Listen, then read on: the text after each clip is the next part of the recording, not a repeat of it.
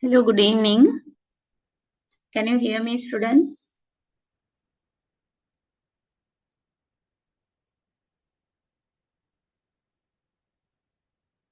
Hello? Yes, madam.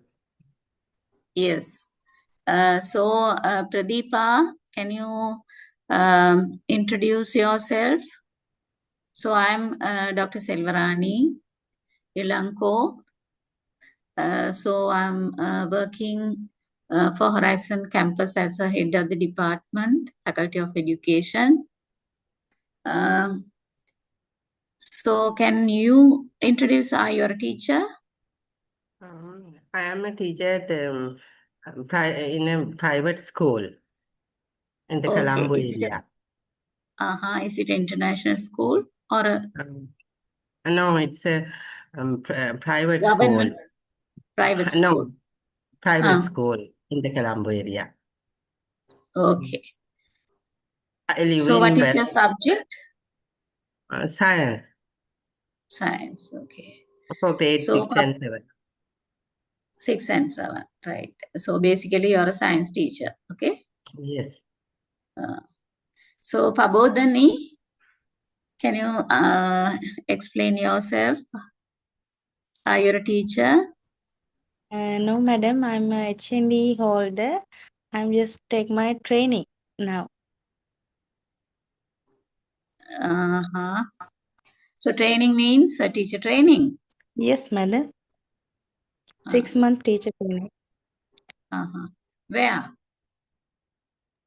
At a government school, madam. Uh-huh. So you're doing like a teaching practice. Is that so? Yes, ma'am. Right. Yeah. Okay. Hinsa, Kusumi, Yes, may I madam. know Good evening, anything madam. about you? Yes, good evening. You're a teacher. Yes, madam. Uh-huh. I'm an So what English is your teacher. English teacher? Okay, good. Yes. Right. So good evening. Today you are going to start the subject called comparative education. Right.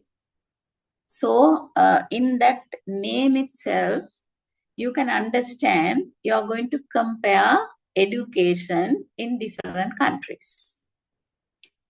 First of all, you have to understand what is the plight of Sri Lankan education, right?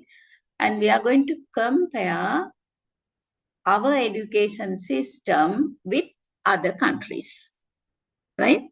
So you would have thinking why we have to learn this subject for this postgraduate diploma in education. Right. So normally, so are you postgraduate diploma or Bachelor of Education students?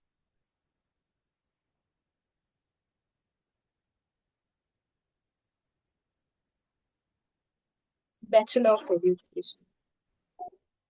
Okay, so Bachelor of Education, actually in our campus also, we are having Bachelor of Education and Master of Education program.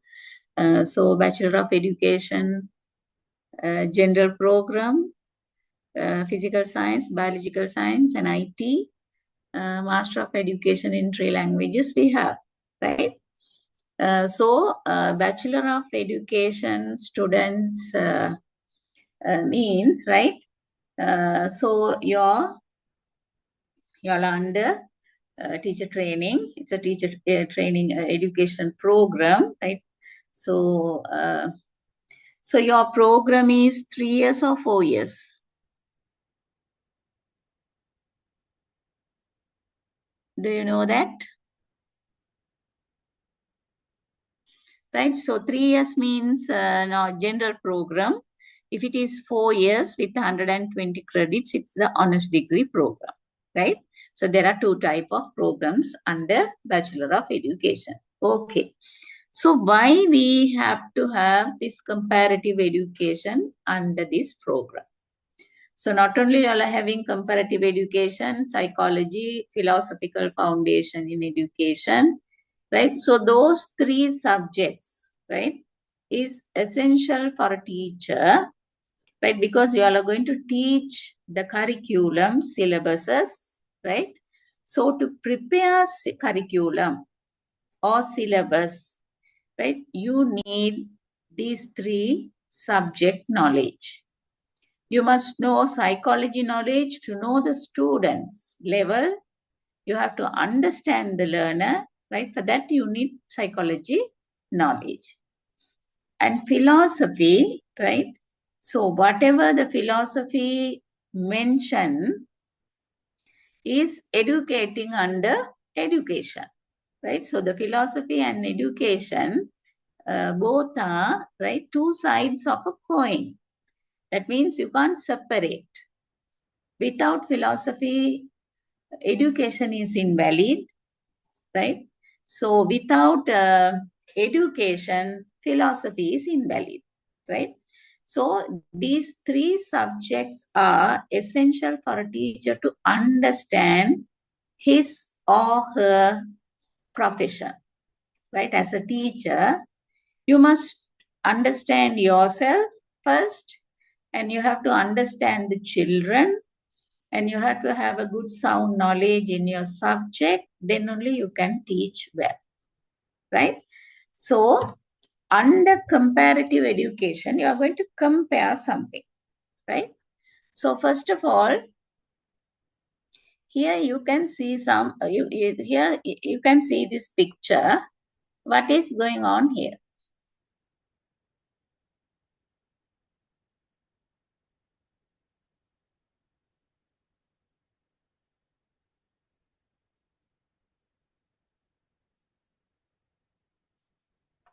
What is this? It's a classroom. Yes, it's a classroom. Is it a normal classroom? No, it's an outdoor one. Yes, right? So you can see the bench, right? So it's a very poor school. That means infrastructure. So sometimes the teachers used to take children outside, no, but you can see the board, right? So just it's a without a frame, right? Just kept it's like a cardboard, right? So you can see the standard of this classroom, right? So we'll see this. So can you compare the first picture and the second picture? So from this picture, what is your understanding? This is more like a digital classroom. Yes, this is a digital classroom, improved classroom. So that means it's a 21st century classroom. But earlier picture shows it's a very rural classroom. Sometimes don't know whether these children don't have a classroom, right? So we'll go to the third picture. What is it? So here you said that it's a digital classroom. You can see all the tables have computers, right? And it is working, right? So what about this classroom?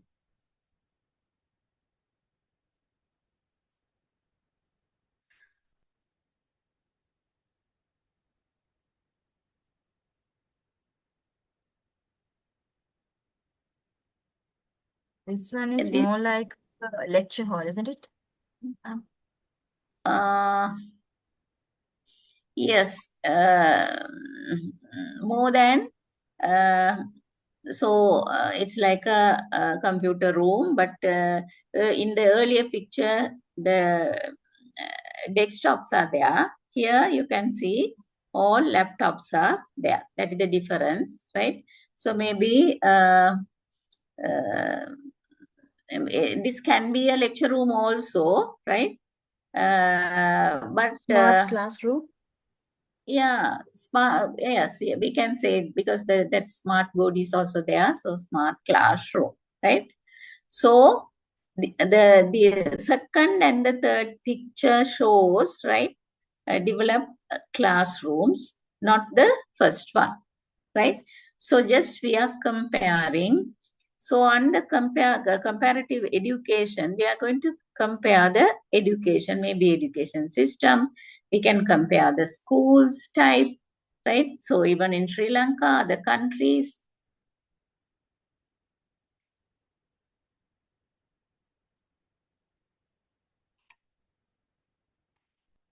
Here, see. How is this classroom?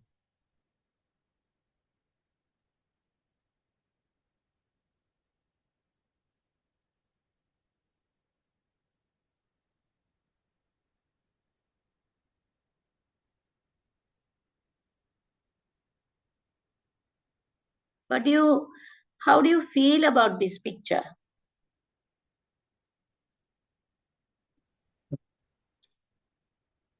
Very sad. This Yes, classroom see, also, Sadness.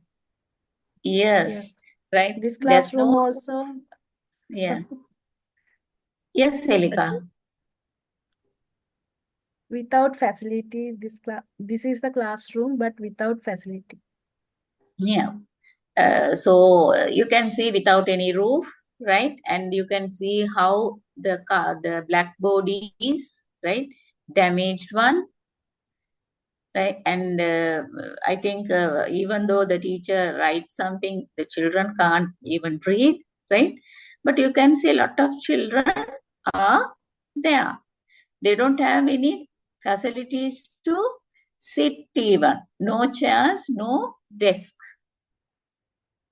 Right? So marginalized people. So here, these two classrooms, right, actually fortunate students, right? So they are going to have a digital classroom, right? And well-equipped smart boardroom classroom, right? But you can see some children, right? So they are having different type of classroom, right? Right. So even here, just I wanted to show you how things are different, right? So the classrooms and the children, right? In the first picture, the children are seated in bench.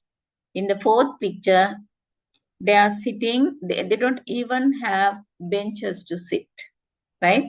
So those are the plight. So we are comparing where the good education, right? What are the school situation, how they have facilities, right? So we are going to compare the basic things of education. So here see, these millennium children, right? They are very fortunate. You can see the small children are working on computers, right? Laptops. So you can see the generation gap, right? So this grandparent is reading a book, right? But the youngest grandson is using tab. So you can see the generation gap, right? So sometimes this grandfather must not, he is not be able to handle, right? Use this tab, right? So nowadays children, millennium children are very intelligent, right? Okay. So just to these pictures, right? You can, even with that pictures, we can compare the generation, classrooms, facilities, right? Even the teachers, right? Smart classroom and the computerized classroom, right? So type of different classrooms says there are difference between countries, people, education system, and things, right? So in this presentation, the overview of this presentation, Introduction to comparative education. You have to understand what is comparative education, and to know that, to understand the comparative education, you have to read some definitions, right? So define comparative education, objectives of comparative education, advantages of comparative education, historical stages of comparative education, and approaches in comparative education studies, right? And there's a small question, right? So you have to answer, right? Right. So, introduction. Comparative education is a fully established academic field. Can you understand that? Comparative education, this subject, is a fully established academic field, right? So it is coming under professional subject, right? So to be a teacher, right, you must know about the other countries' education, what is going on in other countries, because we are in the globalized society. So just we can't be inside the Sri Lanka only, right? So we as students, as teachers, we must know what is happening in other countries' education. What are the subjects are available, how the teachers are teaching, right? So those things, and the system of the education, right? So this is fully established academic field of study that examines education in one country or countries by using data and insights drawn from the practices and situation in another country or countries, right? So here, this is what our objective under comparative education. We are going to examine, right? So we are going to learn about education in one country or countries. So what is happening in India? What is happening in Japan? What is how the education is education system is in Finland, right? In England, right? So countries, by using data and insights drawn from the practices and situation in another countries or countries, right? So before 30, 40 years back, right? We don't have this much of information technology influences. So, so at once the teacher will read and explain the content, right? But now, of course, right, with the help of the computer, you can go to the authentic pictures, right? So if you want to learn the Japan education system, within a minute you can get information through internet, right? So actually nowadays children are fortunate to gather information very easily. In our time, we have to go to the library, right? Now library is inside the internet, right? Even inside the phone, you can, within a minute, you can find any information related to your content or problem or anything, right? So just think of ourselves, right? So we have to use the library. There's no much libraries, right? So for even the university, there's one library. And in town, sometimes they might have one or two British Council library, like. So there are limited books available. If one person borrow the book, other person can't get it. But now, right, if internet, if a person is going to use internet, right, not only one person, 1,000 lakh and lakh people can use the same book, right? Uh, at the same time. So that is what information technology, right? So data insights drawn from the practices and situation in another country or countries. And some more explanations about comparative education. In comparative education, researchers are interested in the systems that individual nations use to educate their citizens, right? So every country is having an education system, having schools, teachers, curriculum, syllabuses, textbooks, right? So teach education programs. So why? So education is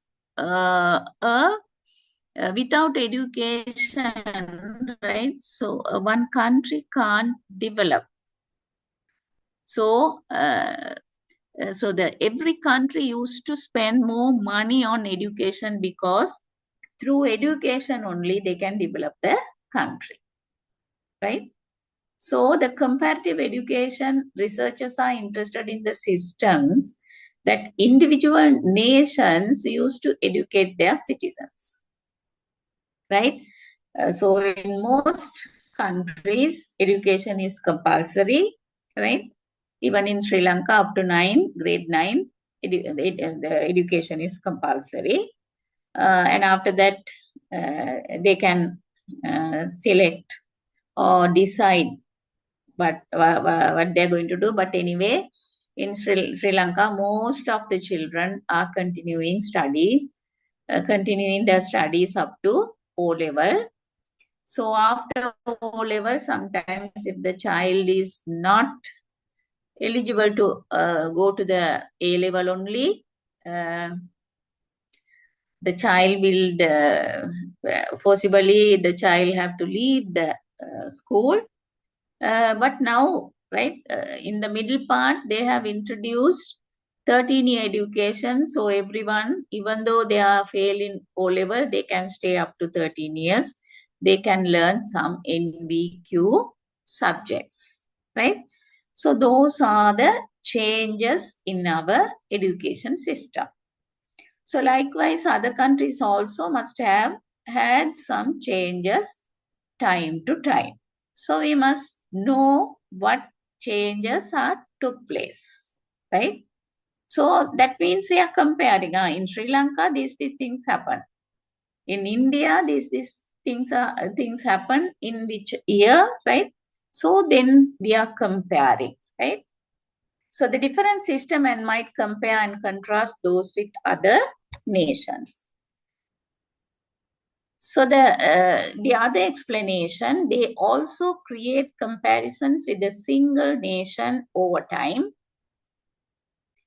looking at how changes in the system have influenced educational outcomes as well as examining variations in the system from region to region.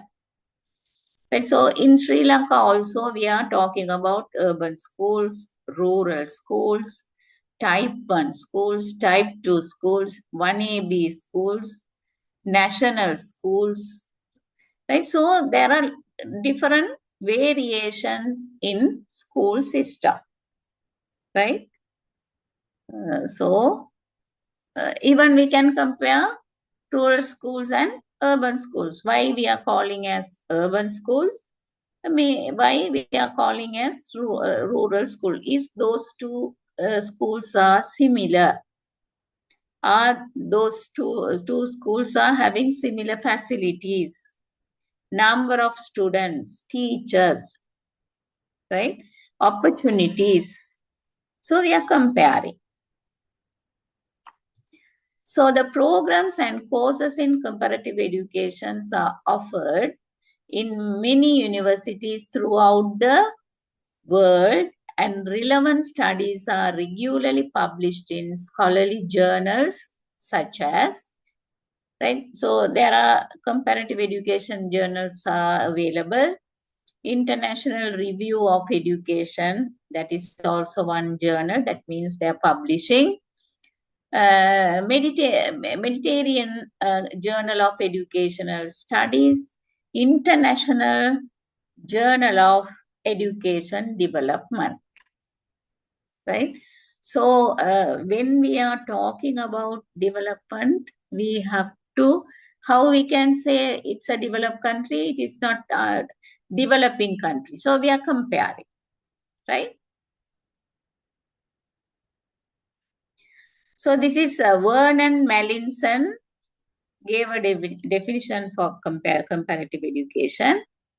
Comparative education is a systematic examination of other systems of education in order to discover resemblance and difference and the causes behind such resemblances and differences, and why different solutions have been attempted to problems that are often common to all. So education is common to all. Objective is same, right? Every country is spending more money on education. So why the country's education? So the most popular universities are, right, in America, in England, right? So so that's what we call developed countries, right? So systematically we are searching for that, examine, right, of other system of education in order to discover resemblances and differences. What is the similarity and differences in those countries, right? So the world ranking universities are there. So how they are ranking? That is also a comparison, right? So which university have these infrastructure facilities well, right? So academic facilities, teacher panel. It is, so they are comparing and rating, right? So this is Vernon Mallinson's definition. So another person, Arnold Anderson, his definition is very small. Comparative education in its broadest sense is cross-cultural comparison of structure, aims, methods, and achievements of various educational systems. Right, so so even under this subject, you will learn about a few countries. So you will know Aborigines are there. That means old people of that country, native people of that country. So they had education system.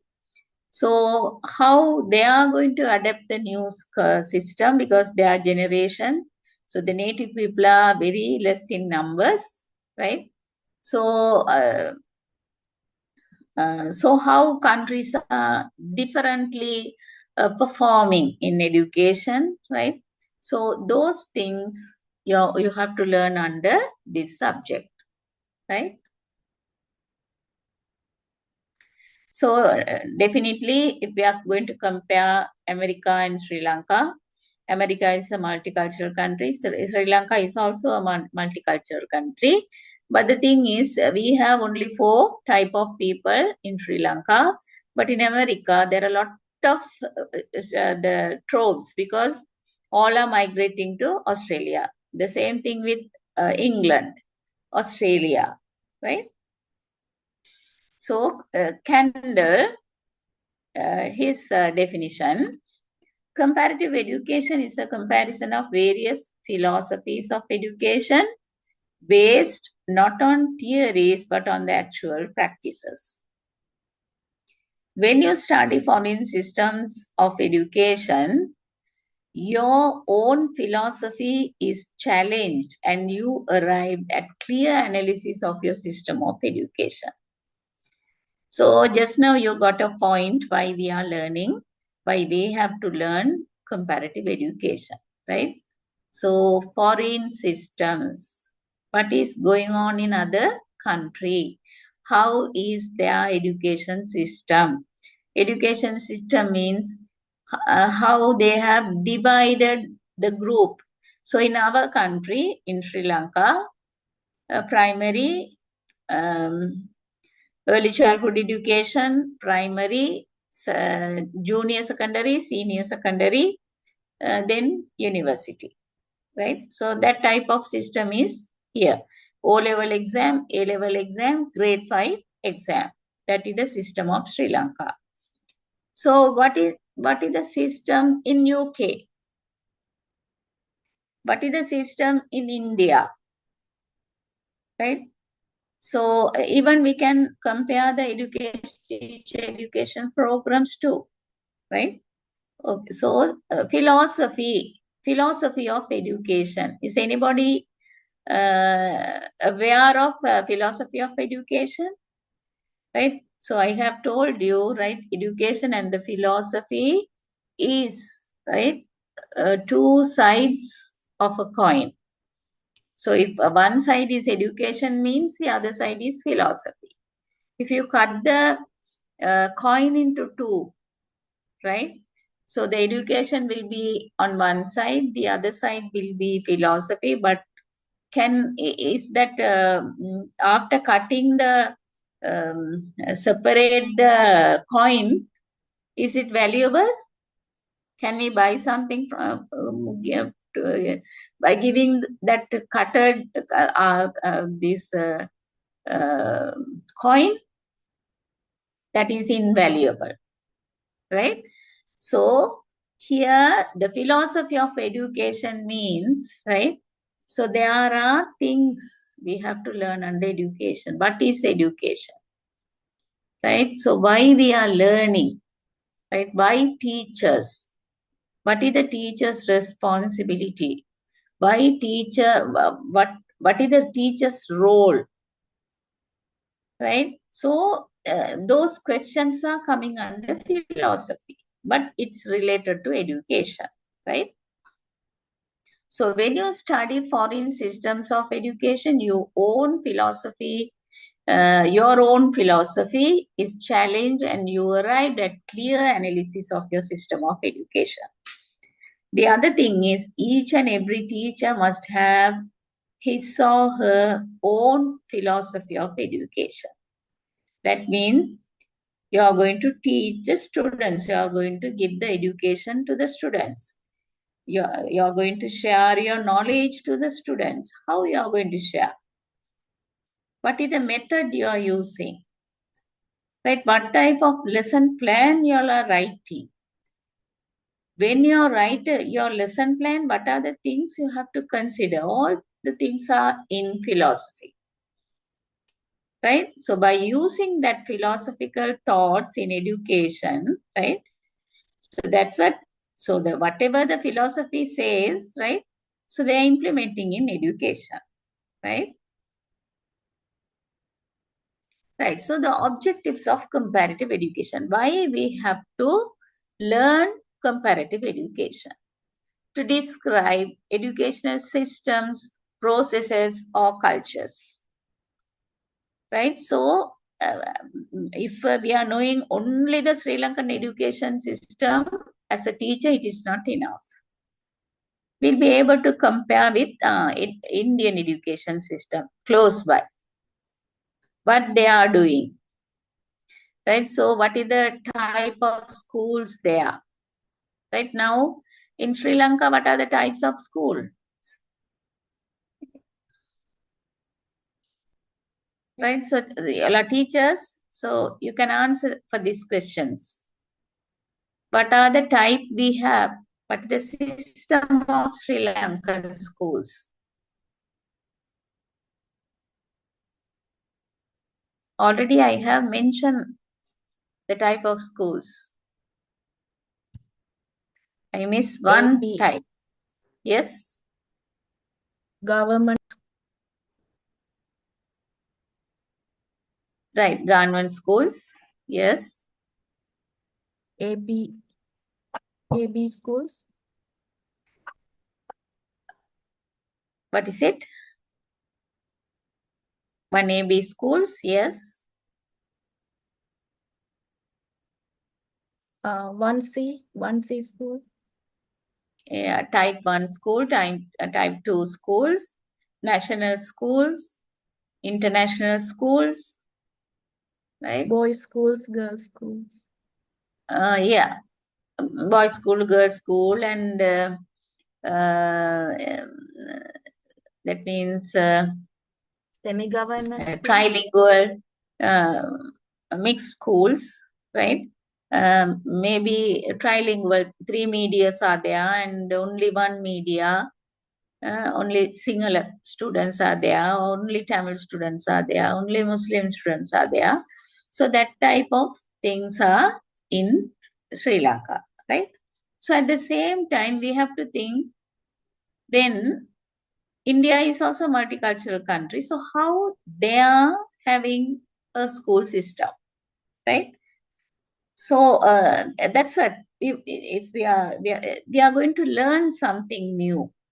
We must know what is happening in India. It's our neighbor country, right? So how the subjects are, what are the subjects they are delivering, right? So those things, when you're doing some research, it's very interesting, right? So to describe education system, process or cultures. To assist in the development of educational institutions and practices. Right. So if we know why schools are there, why teachers are there, why extracurricular activities added in curriculum, right? And why schools are very interested to do extracurricular activities. Right. So when you think of urban schools, popular schools, right, there's a strong interest of students you can see to extracurricular activities. So that's what those children are having leadership qualities, right? A personal relationship. So good communication skills. They can learn languages, right? So to be a successful person in Sri Lanka means if you know 3 languages, you will be successful. You must be a asset for that place, right? So there are 3 type of people. If you can handle 3 type of people, so it's a benefit for the organization, right? So development of educational institution and practices to highlight the relationship between education and society.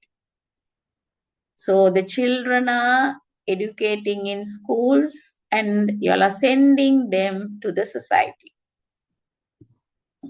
So what is the relationship between education and society, right? So why we are educating the children and sending to the society, right? So to establish generalized statements about that are valid in more than one country, right? So not only we are learning about India, right? So Finland is so all are talking about Finland. The Finland education is the best education. So we like to learn something related to Finland. What is why it is best? What is included in that education system? How they are running that system, right? So that means, right, if you're reading and learning the other country's education means definitely you are going to compare with our education. See, that country is having these things, but Sri Lanka is not here, right? So comparing. To establish generalized statements about that are valid in more than one country. So normally the curriculum developers, right? So they used, if they are going to do write a book, to one subject, normally they used to refer at least 15 to 16 countries, that subject, particular subject books, right? Then only they will get an idea, right? For this age level, we are in a developing country in Sri Lanka. You are going to refer a developed country means, right? But you can judge it. What is the difference? So are they going to add from that book, right?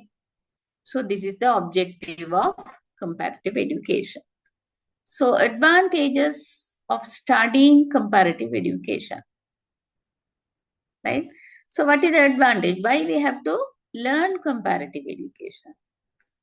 So because this comparative education, you are not going to teach in school, right? This is only for you. That means there are something to get from this subject for a teacher to develop yourself, right? So broadens one perspective and sharpen his or her focus. So you can see the difference after learning this, after completing your Bachelor of Education, you can see some changes in you. You know how to handle children. You can easily control the classroom. You can prepare a very nice lesson plan. You can prepare a very good teaching aid, right? So the comparative education, right? Now you're watching YouTube, right? So YouTube must be from another country. You're learning something. You are preparing teaching aid by watching that YouTube video, right? So broadens one perspective and sharpens his or focus, right? So we are learning a lot. There's a lot of avenues are there. Let the learner understand issues from different perspective in different context. So our culture, right? Sri Lankan culture is different from other countries. Maybe little bit similar like India. Anyway, even the national dress, language, right? And the way of life, everything is different, right? So culturally different, socially different, politically different, right? So after that means we are comparing, and learning means we are understanding regarding cultural of other countries, social aspects of other countries, and political aspects, right?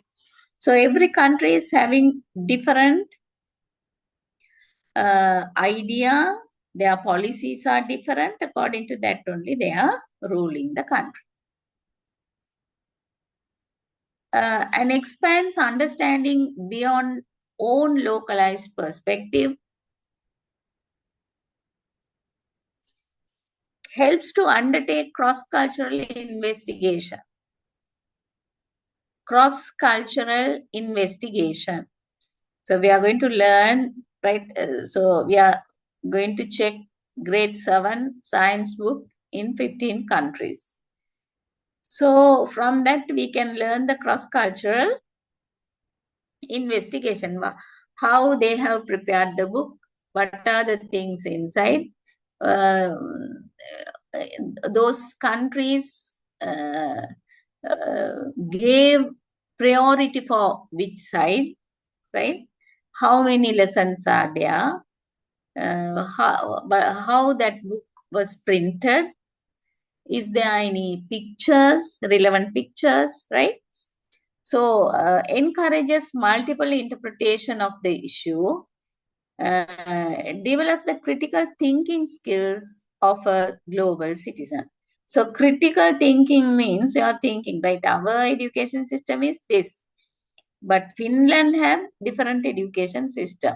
So the Finland children are learning very well. They are the people who are leading in the world. So you're critically evaluating, right? So these things are very good in Finland education system. So why can't we also use it? You can use. right? That means you're developing, improving your education system by comparing education of other countries. And help teachers to function as citizens of the country as well as citizens of a global society, right? So you're comparing other countries means you're globally thinking, globally reading, globally understanding. Encourages a spirit of exploration transcending local boundaries. Right? So sometimes you might change your mind regarding education, right? When you're comparing the education system, right? So in Finland, right, especially guidance and counseling, right? In Sri Lanka, that subject is only for the teachers. Teacher training program only have guidance and counseling subject. But in Finland, they have added that guidance and counseling in their education system. Whatever they learn, right? So the guidance and counseling subject is there, right, to learn.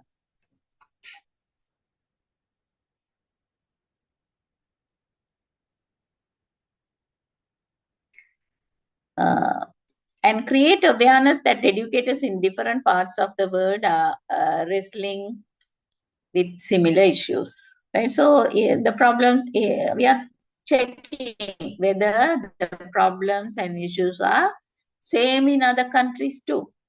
We are having issues. So we are we are finding information regarding other countries' issue also, and we are comparing, right? Develop educators as part of the global professional community.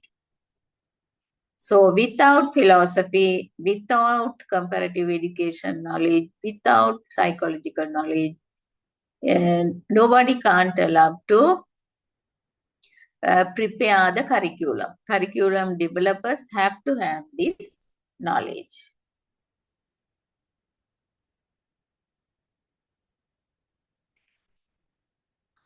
Right. So comparative education can learn in different ways, right? So what we are going to learn under comparative education? So through travelers' tales, right? Earlier, how people lived, how they learn. Is there any schools available at that time? What type of schools, right? So that is travelers' trails you can identify. Even Angela Little was there in Sri Lanka for a long time, and she wrote so many books regarding Sri Lankan education system. Blackboard in the Jungle. We saw the first picture is like that, right? There's no room, right? They are under the tree, so blackboard is in the jungle. And education borrowing 19th century. So we are observing the foreign school system, identifying useful techniques and practices, right? So as a teacher, right? As a lecturer or a teacher, right? So I have to update my knowledge. I must know what is happening in other countries. Right? Then only I can prepare appropriate lessons. Right? So these two. So if you go through some foreign textbooks, right, there are a lot of practical aspects. So it is lack in our books and education system. So we can include, because without skills, the people are not going to do anything special, right? So skillful people are necessary for a country. Observation of foreign school system, identifying useful techniques and practices, systematic scientific study, 20th century. So 19th century, what happened? 21st century, what is happening? 21st century, we are in 21st century now. So we can compare. This is what. So how many subjects are there in Sri Lanka in 19th century? what type of changes took place in 20th century, how is it in 21st century? You're comparing. Not only comparing, we are learning what is our past, what is the present, and what our future have to be, right? And systematic scientific study, 20th century, examining forces shaping foreign educational system, use quantitative methods to explain education, right? So most of our youngsters' dream is to migrate to another country or do a degree in another country. So why they are having that dream? They are thinking the other countries are better than us in education, right? So the lifestyle is also different. Culture is also different, right? And period of international cooperation today necessary for world harmony, improve the quality of citizens' life. Right. So just read these approaches in comparative education. So these are the approaches. That means basic things. Right. Under comparative education, these are the approaches available. Under these themes only, you all are going to learn, right? So this can be a question in your paper. They must so list out 5 comparative education approaches. So you'll be able to answer, right? So just read. There are 8 approaches, right?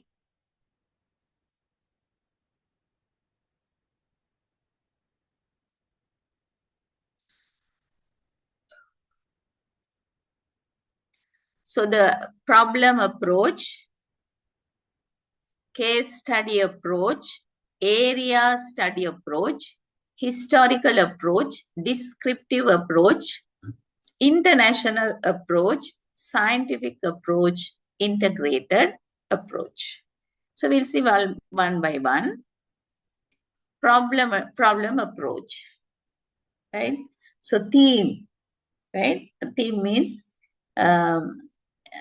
so under one subject, there will be so many themes, so many units, right? So you are going to select one theme, right? Problem approach. The investigator will first all identify a particular education problem in his own country. So I have to think what is the problem we have in our country in education, right? So actually in our schools, right, we don't have a similar facilities, right? So discrepancies are there, difference. Even distributing resources also different for different schools. And he or she will begin to look for another country that has the same problem, right?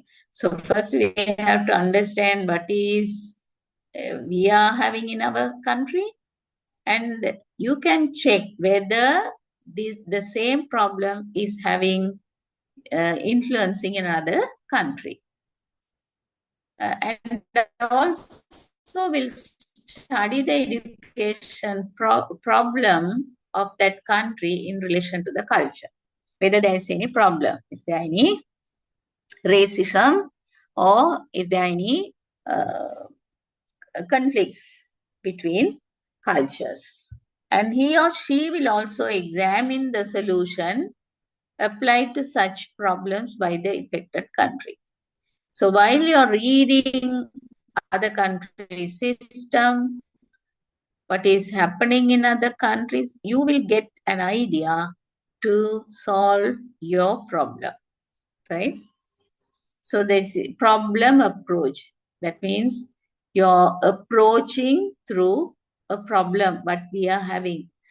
Your country problem, and you're comparing with other countries, and you're thinking about the culture of the country and how you can solve the problem. If there are any problems there, how can you solve, right?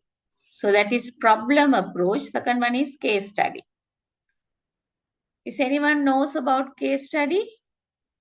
What is case study?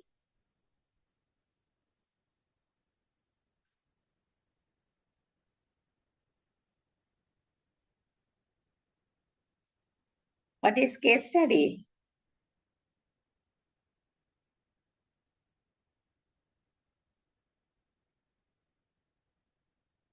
In the title itself, case study. You're studying one case. Right? So the case means situations. Right? So if so there is a case, right? Investigate by the Ministry of Education. One rural school, very rural school, got 100% science results. Even the very popular, right, schools also not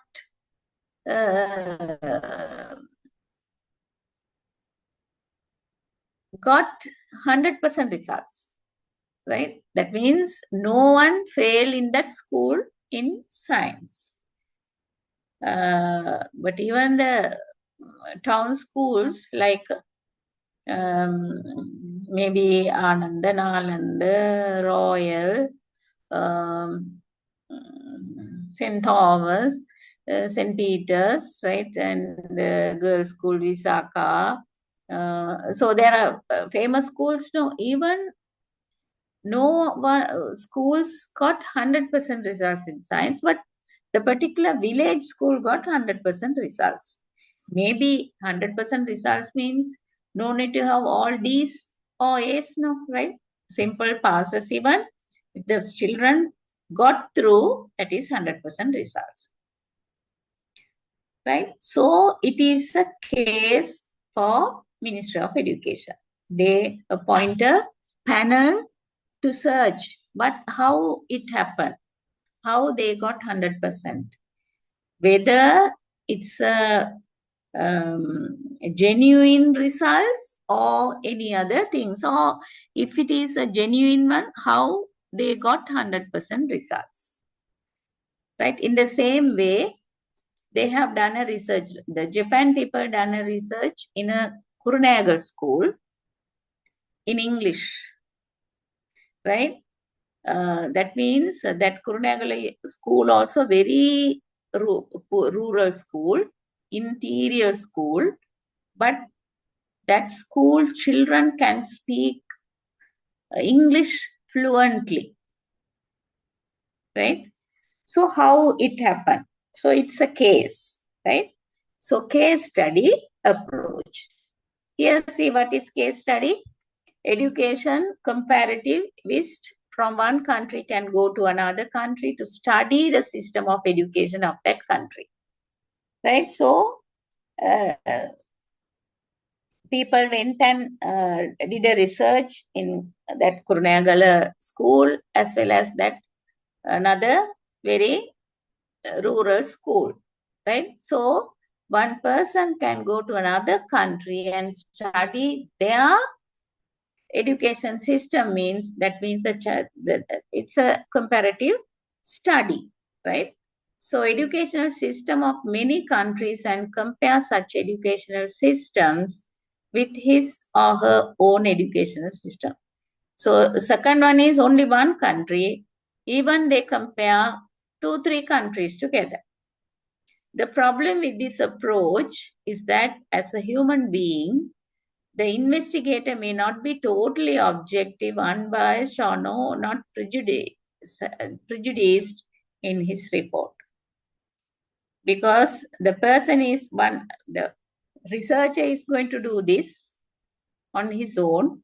So that is one person act sometimes according to that person's perception, the results will be there, right? So this is case study approach.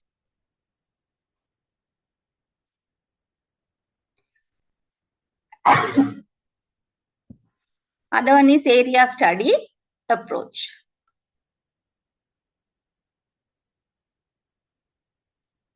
So case, in the second one case, here area, right? So area means it can be a village, town, country, depending on the educational comparativist who wants to carry out the study.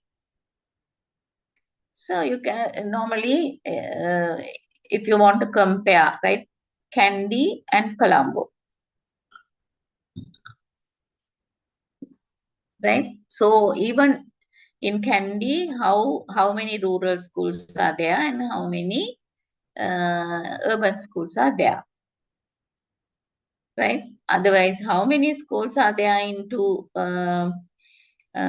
zones or district, right? So anyway, you're comparing and learning something new, right? So I thought, right, Colombo means each and every schools are well developed. But when I'm visiting for teaching practices, I came to know, right, it is not true.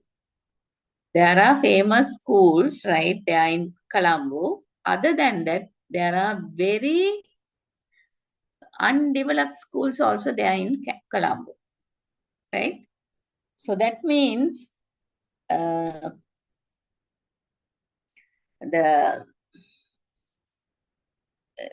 are, right, differences in issuing or delivering or the resources, right? So they're not giving resources in a similar way to each schools. That's what we are labeling as type 2 school, type 1 school, 1AB school, national school, right? International school. Right. The educational comparativist will engage himself, herself, educational practices in only one country. The study under this approach is always based on geographical, linguistic, racial boundaries. So you're taking an area, right, and studying about that area's education. So other approach is historical approach. You know what is history is, right? So an investigator will only take a village, town, or a country for the examination of its essential historical development, right? So in history, what is happening in 17th century, 18th century, 19th century, 20th century, right? Up to 21st century, we are learning and we can predict what is going to happen in 22nd century, right? So,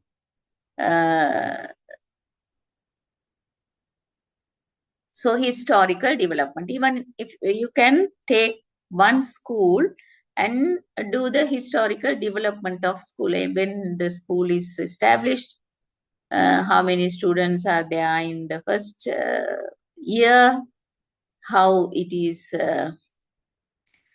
really progress, development. So how many buildings they put in extra, right? So historical, how many teachers there are in the first year, second year, third year, is there the number of teachers increased? So the historical approach. This approach will enable the researcher to identify the factors that are responsible for the current educational system of the country being studied. However, the problem with this approach is that greater emphasis is always placed on the past. So history means past. So even we are learning Gurukula education system. That means there is a guru, right? And Sishya. So the Sishya is have to work for that place, right? And learning, right? So whatever the teacher teach, the Sishya will learn, right? So that type of education only we started in Sri Lanka, and then how schools established, and the teacher system came, principles, right? So those are the things, right? So here descriptive approach, you are going to describe how it is happened. Investigator will have to describe everything he finds in the ground. Such things to be described could include the number of schools, student enrollment, the number of teachers, the number of school buildings, including classroom, as well as the number of subjects being taught. An international approach, that means you're globally thinking, right? All the variation existing from one area to another within the same country are taken into consideration while comparing the system of education of foreign country with one's educational system. So international school means in Sri Lanka, so it is an English medium school, right? So because they are learning in international language, English as a media. But international approach means you can even, so national, international, no, right? So comparing the system of education inside or the outside foreign countries. So this is a scientific approach, right? There are 8 approaches. So scientific approach, you know, science means you have to do experiments, right? So comparative education carried out empirically by formulating hypotheses, defining the important concepts, setting out the variables as well as the conditions for establishing the validity of the hypothesis formulated. Since in any scientific research, data collection and its interpretation with the help of statistical analysis are very important. So scientific approach means you are going to do a research, mini research. You're finding informations, right? Collecting informations and analyze the information. You will find something from that, right? And the findings can be implemented in some other areas, right? So those are the scientific approach. Integrated approach, an approach in which other disciplines such as history, philosophy, geography, economics, anthropology, and statistics are integrated in the study of comparative education because of their usefulness. So your integrating means, right, you're including other subjects also. You're comparing, right? Other discipline also you're including, integrated. Right, so these are the question to answer. And just read this question. And you have to answer this question when you're, so tomorrow also we are having classes, right? Yes. Have you got the timetable? Yeah, yes, miss. We have the time. Yes, so ma'am. tomorrow also we are having class, right? Yes. Yes, ma'am. Right. So when you're coming tomorrow, right, just answer this question and come, right? So I already upload this presentation to the Apex website, the WhatsApp group. So I think they will definitely send it to you, right? So just right now internet is available, so you can. So can you write down these questions, right? Anyway, for a so if you are going to prepare a WhatsApp group, I can send the presentation to that group also, right?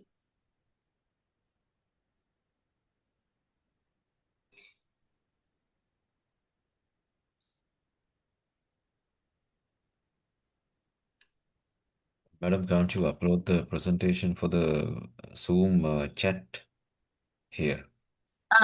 Right.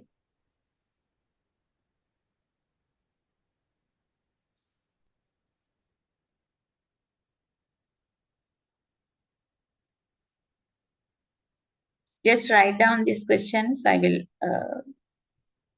share that.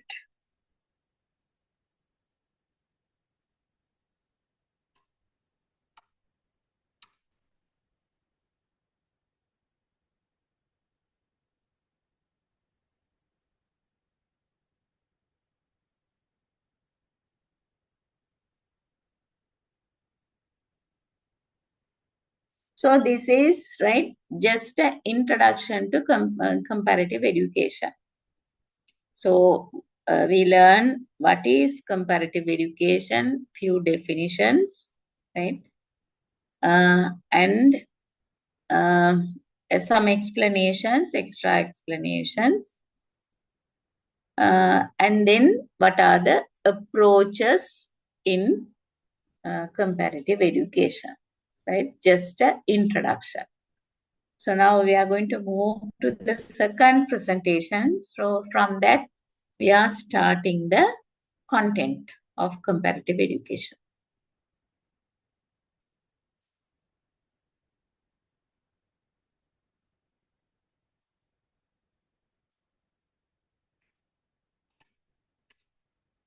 So here, draw maps of Sri Lanka, Japan, United Kingdom, and Finland. Right? So just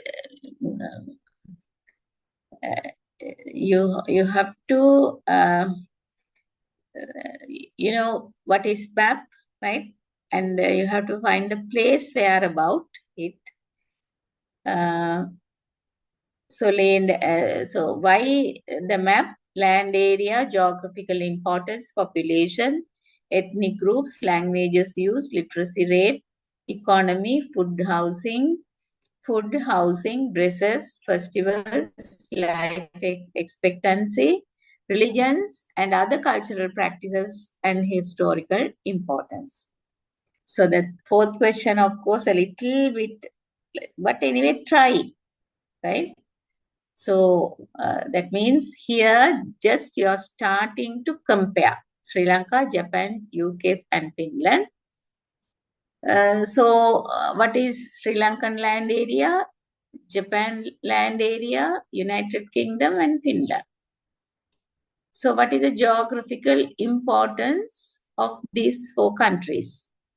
Population, ethnic groups, languages used, literacy rate, economy, food, housing, dresses, right? Under comparative education, right? So we are comparing not only the education, right? Their lifestyle, dresses, culture, those things also. Economy, so historical, important. So Sri Lanka is a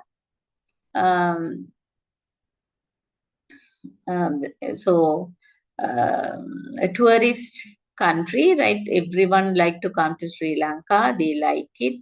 They like the people. They like the climate, right? So in that way, try to answer this question and come tomorrow, right? Excuse me, ma'am. Yes. We have to draw separate map or only one map? One map is enough. Okay.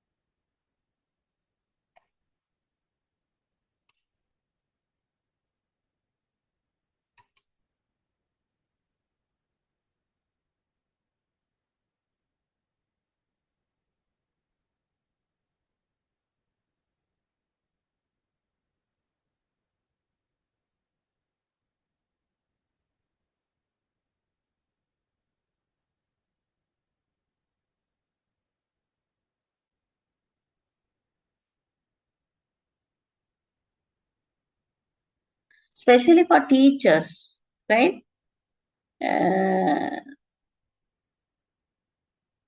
So how one subject, if you think of science, how much content is there in Sri Lanka in a particular class, right? So in the same class in another country, how much content is there? Whether what are the similar things and dissimilarity things, right? So, but how do you feel whether our syllabus is good or the other syllabus is good, right? In that way, we are comparing.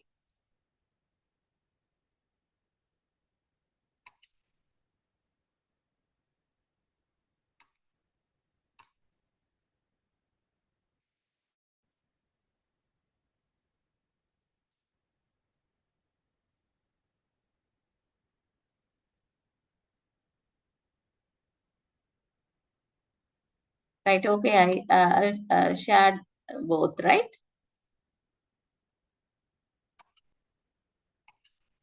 So we complete the introduction, and now we are moving to comparative education seriously, right? So we are going to learn what is comparative education, why this comparative education is important for teachers, how we can use this knowledge in our education system or teaching, right? So in that way, we are going to learn. Read this, what is comparative education? Even in the last presentation, it was there, explanation. The same thing. Comparative education is a fully established academic field of study that examines education in one country or group of countries by using data and insights drawn from the practices and situation in another country or countries. The same thing is there in the other presentation also.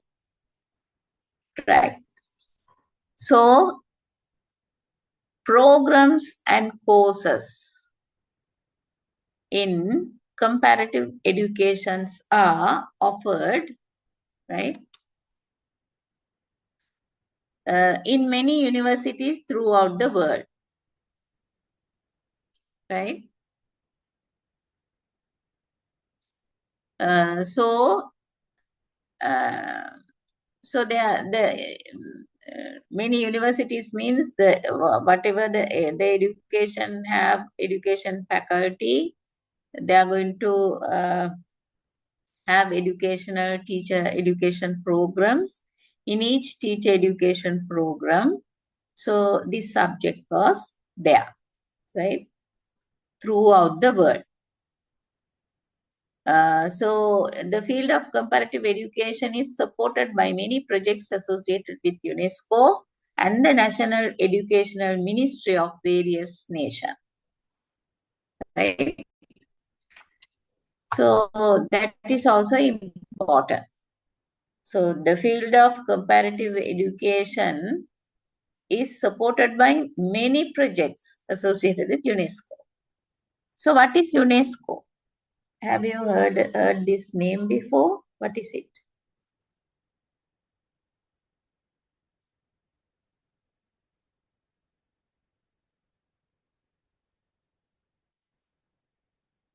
Especially for education, UNESCO is a popular name.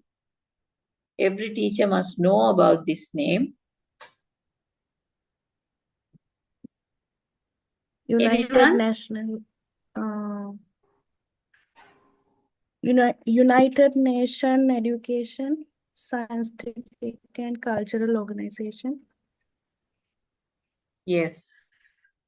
Right? So, United Nation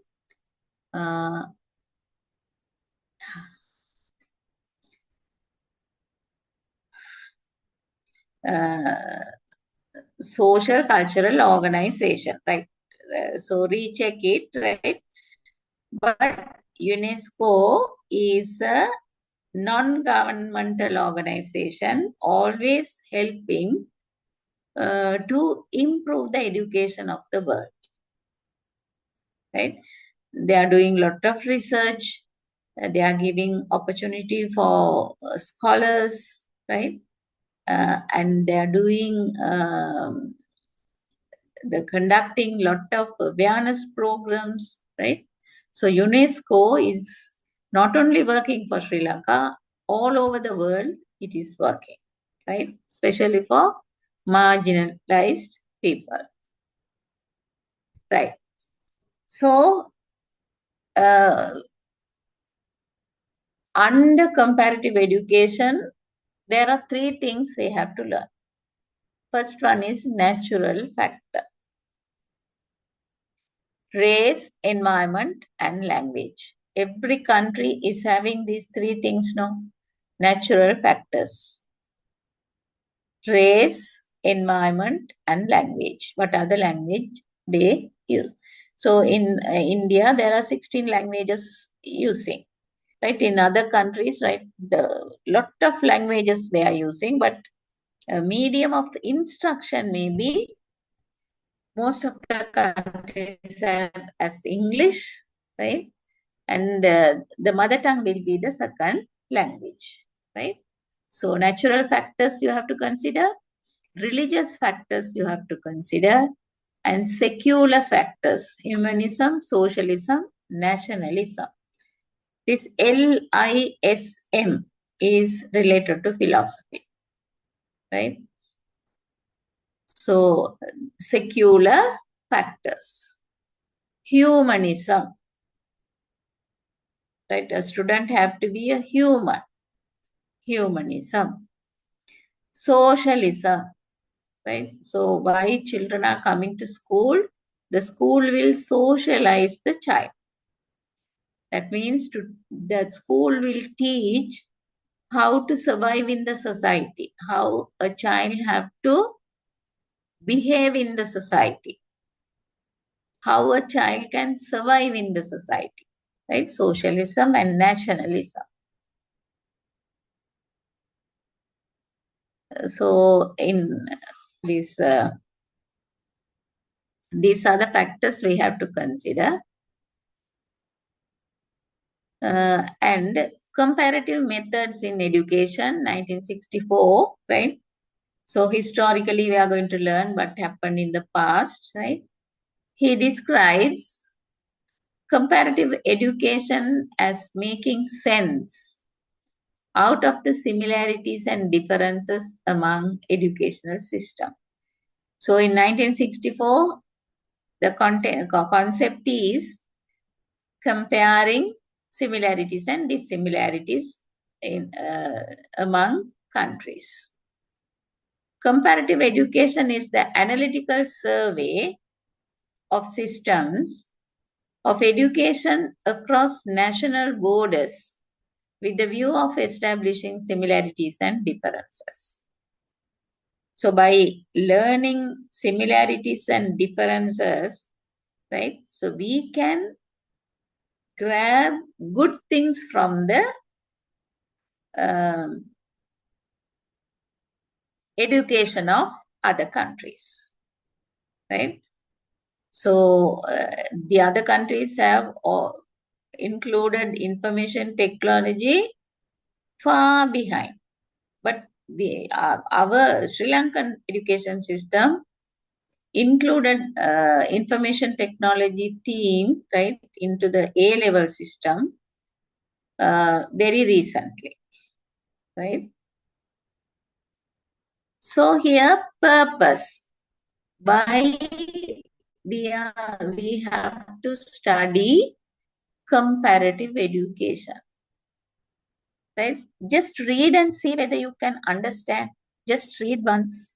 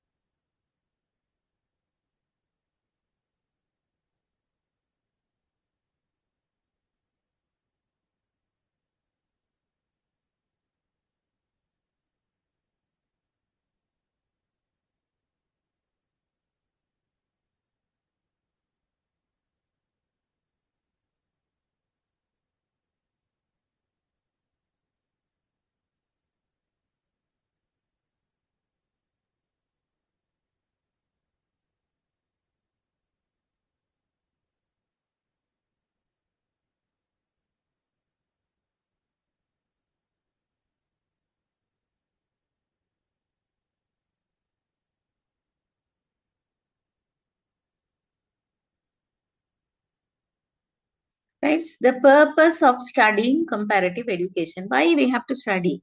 As teachers, why we need this knowledge? Right?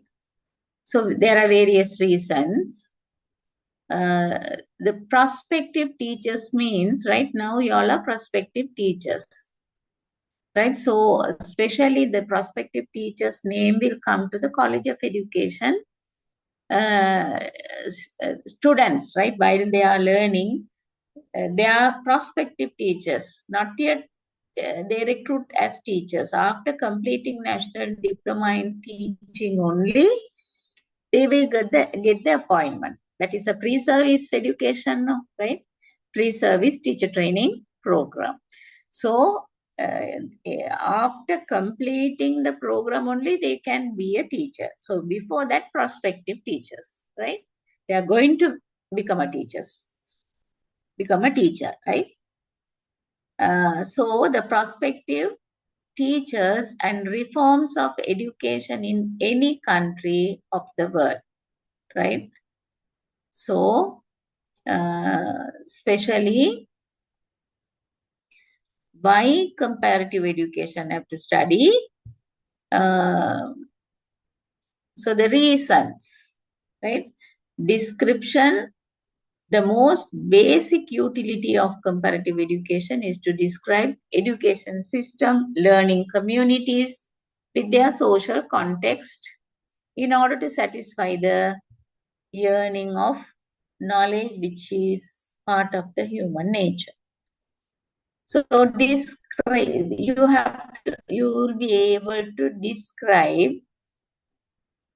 the education system of Sri Lanka, learning communities, right? So there are aged population, middle-aged population, young generation, young population, and children, small kids, right? So nowadays, children by 2.5 years can go to the preschool. Even before that, the parents are sending to daycare center, right?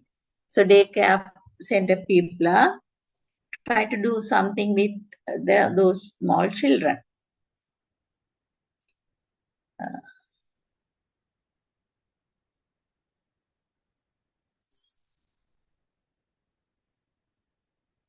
So the most basic utility of comparative education is to describe education system within their societal context in order to satisfy the yearning for knowledge, which is generous part of human nature.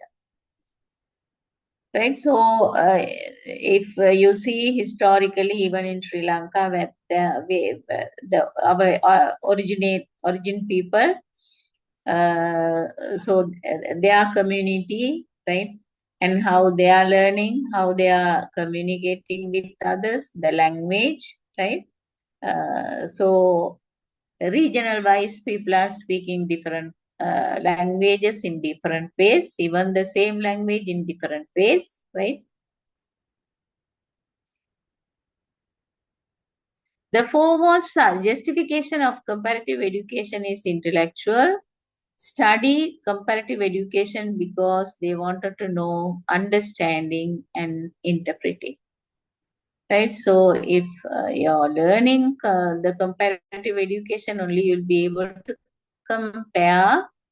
Maybe you're comparing to universities, right? You're comparing to schools, right? Maybe to primary schools, to secondary schools, to universities, right? Everything you can compare. And why? Understanding, interpreting, explaining on the next level, comparative education also satisfies the need to understand. Education systems are explained or understood from surrounding contextual forces which shape them. Right? So mostly by comparative education, if we know the other countries' education system or the subjects, how they are evaluating system, right? So we also can apply. If it is appropriate to our country, we can apply. So with their permission, right, we can apply. So conversely, in education system are also shaped by the societal matrix in which they are embedded. And if education system is turned, shape societies and cultures, then the comparative study of education systems fosters an understanding of cultures or societies. And evaluation, right? So we can compare the evaluation, how Sri Lankan education systems examinations and how they are evaluating, how they are preparing questionnaire, question papers, right?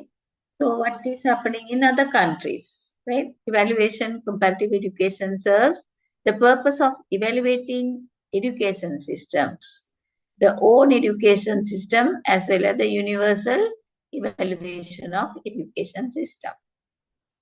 Right, so in Sri Lanka, we are having inclusive education system, right? That means differently able children also can be stay in the normal classroom with the normal children, right? So the one extra teacher will be there, right? So in some schools, they have in most of the schools, they are not having assistant teachers, right? Only one teacher. So, are we evaluating them separately? Are we giving separate question papers to differently able children and the normal children? Right? So, we are not doing. We are measuring in similar way. Do you think that is correct? No. Why?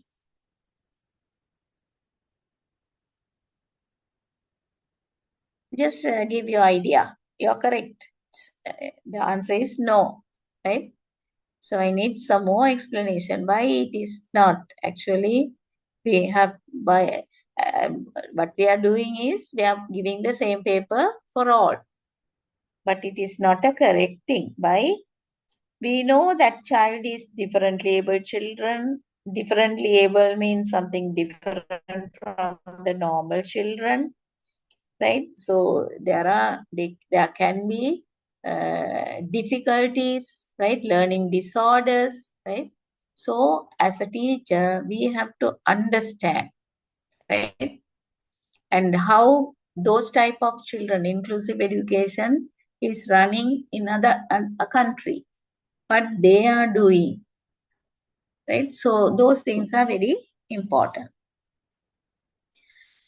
So once when I'm working at NIE, right? So we went for a educational excursion. That means to prepare these syllabuses and things. So we went to visit Thailand schools, right? Especially, so at that time, they have already implemented inclusive education system. So they took us to a school, special school, right? So we saw one teacher is teaching, right? The teacher divided the board into 4. So those children also, they don't have chair in that class, right? They are sitting on mat, right? 4 groups are there, right? So the teacher prepared 4 type of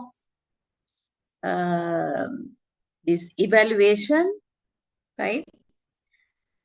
Even explanation is different, right?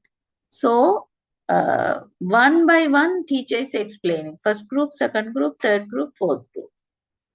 And again, another round, right? So that means the teacher identified the children's differences, right? According to that, right? She's not giving a similar exercise to all, different exercises, right? And that teacher is very good in information technology at that age. I think more than 10 to 15 years back, right? So even at that time, they are very good in information technology. They are using a lot of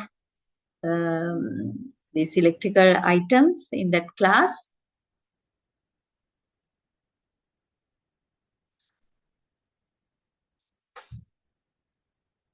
So evaluating education system, right? So I'm comparing with the Thailand classroom, how they are evaluating, how Sri Lankan school classroom evaluation. I'm comparing, right? So intellectual cooperative education is an intellectual activity that scholars can pursue to the highest level possible in the academic ladder. Intellectual means knowledge, right? So what we are doing in the classroom, we are preparing a report book, progress report. So in the progress report, we are recording whatever the marks the child obtained for the subjects, right? And there's another column in when we are learning, right? Don't know whether now it is available. So there are 3 columns. One is our marks, right? And the second column is this classroom highest mark in that subject, right? And the third column, so I'm in which stage, whether, as a student, I have to understand how many students are above me and lower than me, right? So in that way, teacher is comparing, right? Right. So I just wanted to ask, right? So is this progress report idea or using this progress report in Sri Lanka, do you think it is correct? That means mostly in Sri Lanka, parents are comparing, right, the marks with other students. Even the children in the classroom also comparing. How much you got, sometimes highest student also, the student who got highest mark will not be bothered about anything, but all the others will check, right? So that is also actually the objective of the progress report is the child must understand his or her position.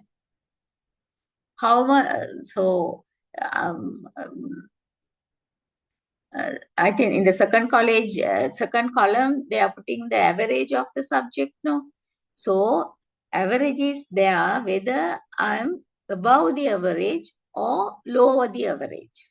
So lower the average means I have to work hard. Above the average means according to the marks, the child will think this is my place. I'm in this marks range. Right? So some children like to have more marks. So even the lowest child also can try, and I have to pass my D mark. That means so every child individually they are getting progress report. So no need to bother about others' report. They have to learn what I have got, right? Whether I have to improve or not. That is the objective of the progress report, but it is not happening in Sri Lanka, right? So even as a mother, I also used to ask from my son who got highest, right? The inquisitive is there, right? Who got highest, and I'm comparing how much behind my son is, right? Then only I can help him to go beyond, right? Go forward, actually. Comparative education is also pursued to design a new educational system. So this is one another important benefit. Design new educational system. Even now, I think in the country, they are going to introduce new educational system for grade 6 and only grade 6, right? Later one. So what are the changes they took place in that new curriculum, right? So those who have participated to prepare the curriculum must have this comparative education knowledge, right? Mostly the master's students only involved in curriculum developing in normally the teachers used to participate, right? So that explanation is from Stein and Walter 2010, right? So in reforming, reform, we are talking about reform, changes, right? So what to add and what to delete, right? So according to the current status of education, everything have to change. In reforming or improving the education system or grappling with an educational issue, challenge or problem, one country could benefit from the experience of other countries that have once had faced the same problem, could reveal the full extent and implication of the problem and possible contributory causes, and could also suggest possible solution to the problem, right? So in Sri Lankan context, they are facing a huge problem, right? Information technology may be a new subject. So they are facing problem means, right? So they have to find out whether the same problem is there in any country, right? So have they overcome that issue? How, right? So in that way, we can suggest a solution.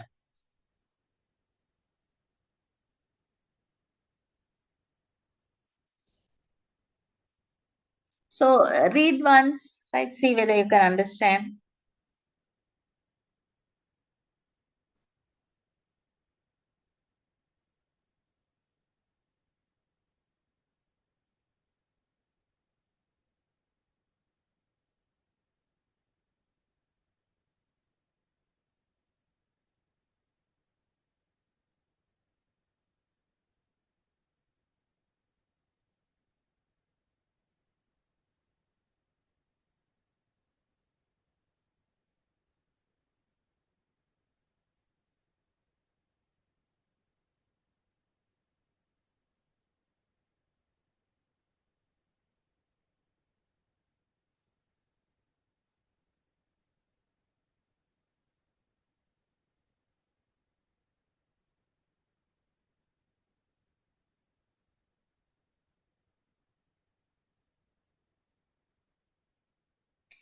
So if you are going to make some changes, that is what reform, right? So after 8 years in Sri Lanka, normally they used to do a reform in that syllabus or curriculum. So just they can't change anything, right? So 8 years that syllabus was there. No? So during that time, research have done under that. Research means how this subject they that means whether that subject is easy for the children, whether it is very hard, how much marks they are scoring, right? And what are the questions mostly not answered by the students, not select by the students. So those things have to be considered. And if the children not attending, any children not attending that same question means you have to, next time you can't use that question because the children can't understand, or anyway it's hard for them, right? If the answers of one question is wrong for whole class, that means you have to think. If the children got almost more than 75 in one question, that means that question is very easy. So you have to make some changes in that question. So everything, right? So anyway, to do anything, you have to compare with other. Serving and improving the state of humanity is in the current age of globalization more urgent than ever by nurturing a global citizen equipped with a creative, critical, and caring mindset. Right? So, global citizen. Right now, we are global citizen. Right? So, that's what. So, even our universities used to send the best people to do the PhD for other countries from, right? So they are thinking those training is valuable. They will learn a lot of things when they are exposure to another country. But now, of course, there are a lot of universities in Sri Lanka, 20 universities, and also the PhD type of MPhil, PhD, MEd, all are available in Sri Lanka. Anyone can do the higher education in Sri Lanka, right? And education problems in a world perspective, we are thinking what are the other countries have that is that same problem available? If they also have that same problem, how they came out from that problem or solved the problem. Most countries of the world have identical problems in their educational perspective. So, most countries of the world have identical problems, same problem. Because our aim for education is same, right? But delivering methods are different and the objectives are different, right? Therefore, it is possible for them to learn lessons from each other on how they resolve a particular problem.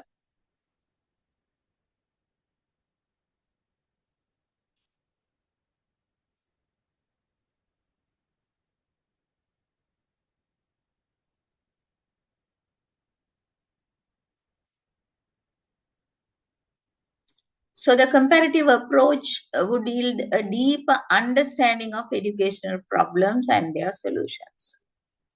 So this is one of the most important point why we need comparative education.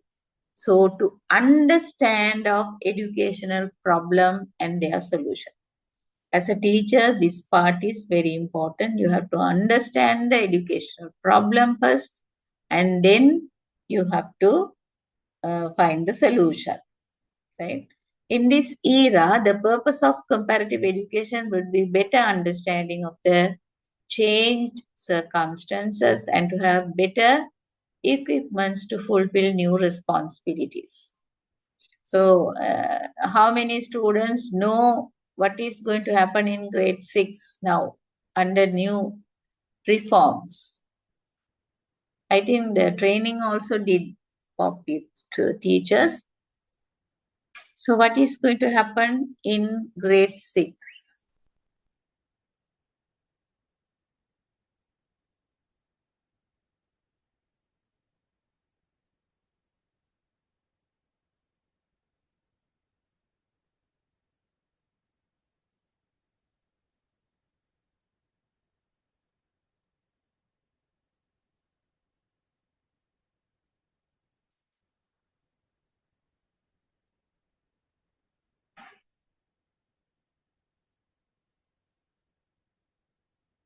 Right. So the other one is innovation in education. So this is the most wanted thing to have in our education system. Innovation. You have to find out new things. Children have to find new things, right? Invention, innovation, innovative ideas. So there are many innovations which are being introduced to education today. The development of technology has facilitated new methods of organizing learning. For example, the use of radio and television to deliver knowledge, use of other aspects of the media, open university, African virtual university, and computer-assisted distance learning has been introduced to education. So all these have facilitated education in a comparative context. Right? So innovation, what is happening in other countries? So if we know only, we have to judge whether we are innovative or not. Right? So this is also on another benefit. And education and for international understanding. This is another one. So we are understanding what is happening internationally, right? So the two world wars made man to seek even more seriously the various ways of promoting international understanding. United Nations Educational, Scientific and Cultural Organization. So now I have asked what is UNESCO? United Nations Educational, Scientific and Cultural Organization. So what that the student mention is correct, right? Have organized that was begin from the minds of men.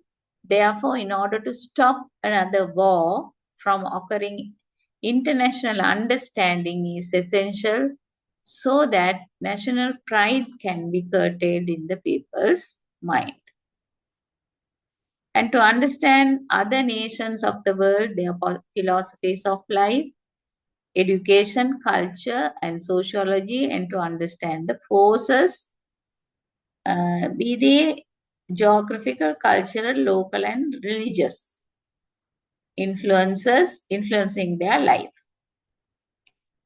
So education is to prepare the person for their life, right? So when they are preparing, right, this comparative education knowledge also important for a teacher to do that. So to know about their customs, traditions, and culture is essential. An understanding of how these cultures are affecting education system and how these cultures are shaped by education is important for the development. Right? So understanding the culture, right? So because our country is a multicultural country, so every child must learn, right, how to appreciate other culture and religion.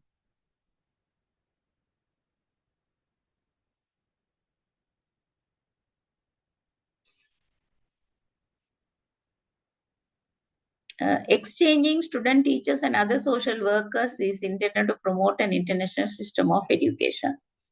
So earlier they had, even the British Council He's selecting one person from this. Foreign, they are this collaboratively.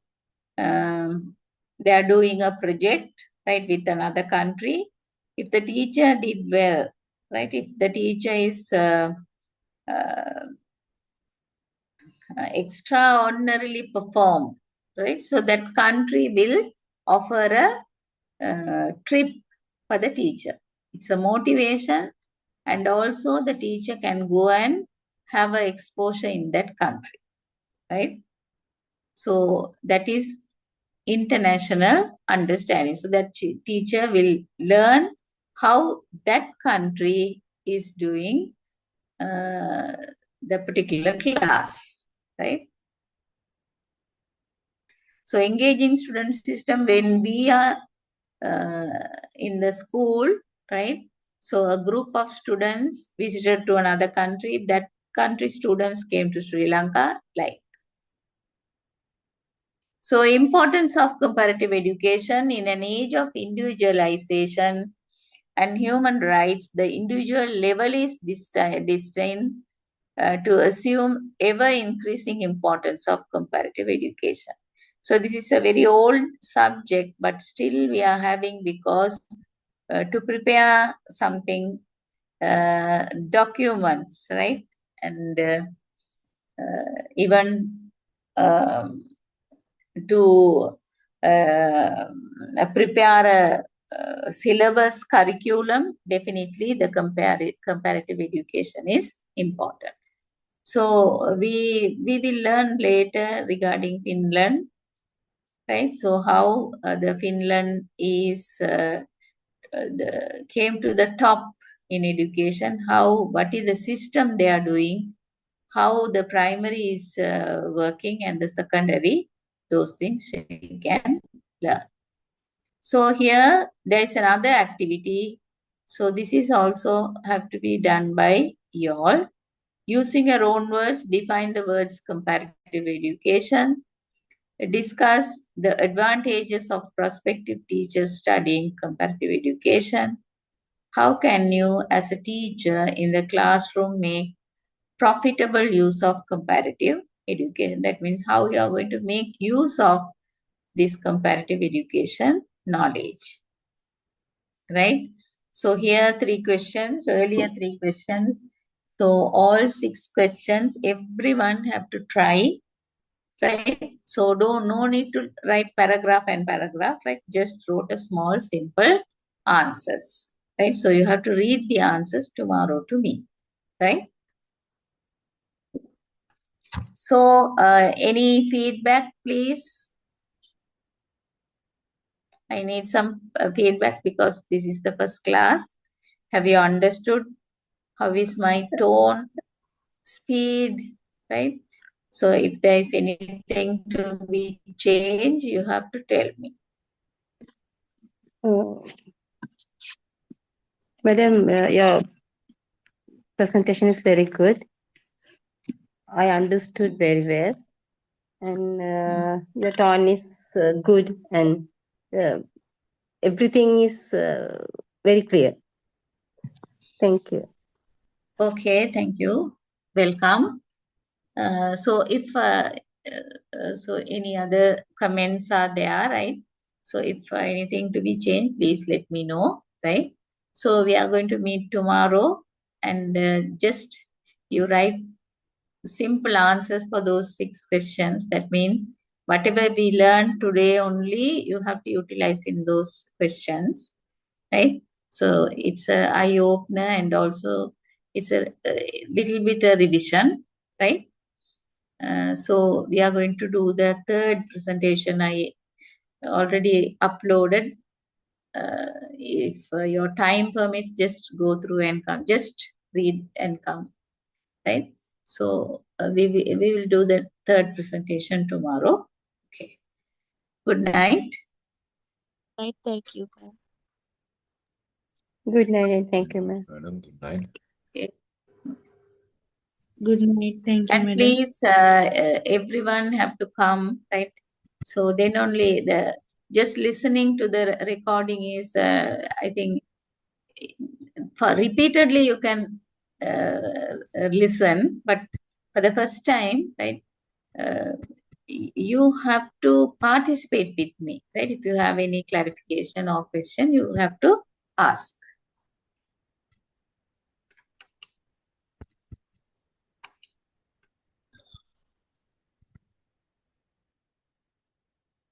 So I will upload the third one also, right? Then you can read it and come.